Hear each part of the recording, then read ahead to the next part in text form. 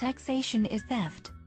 So if someone takes money from you and gives you something that is generally accepted as equal or more than the value of what they took, that is theft.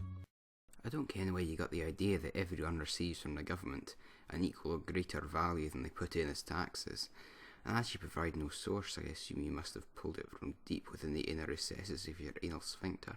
In reality, this is not the case at all. A large percentage of taxes are used to fund unpopular wars in the Middle East, to support a brutal police force, to line the pockets of the 1%, and to service our crippling national debt. And even if everything you said were true, it would still be theft, as only one side had any say in what happened in the transaction. Imagine if I took by force 2,000 of your dollars, and 6 months later I dropped off $2,000 worth of Kermit the Frog sock puppets at your door. Would that still be theft?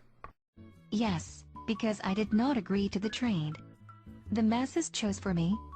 So if you are a shareholder in a business, and the majority of shareholders vote to a deal that you don't agree with, that is also theft.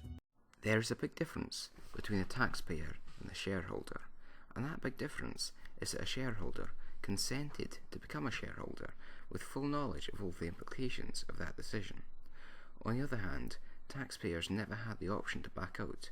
Their consent is not required. That's different. In that case, I only own a fraction of the business, but I own all of my own money. I would just like to point out what a straw man this is. But everyone has invested all of their time, energy, livelihood, and money into their country. Why can't they make a decision to get the best return on their investment?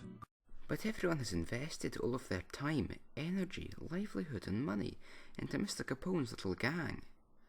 Why can't they make a decision to get the best return on their investment?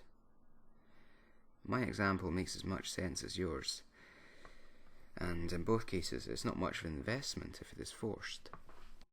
I am my own sovereign individual. I am self-employed and do not keep my money in banks. I have no particular loyalty or responsibility to anything outside of myself.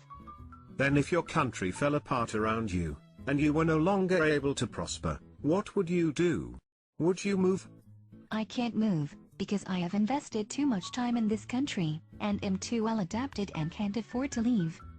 And starting a revolution somewhere else would be too hard. Right. Everyone else feels exactly the same way.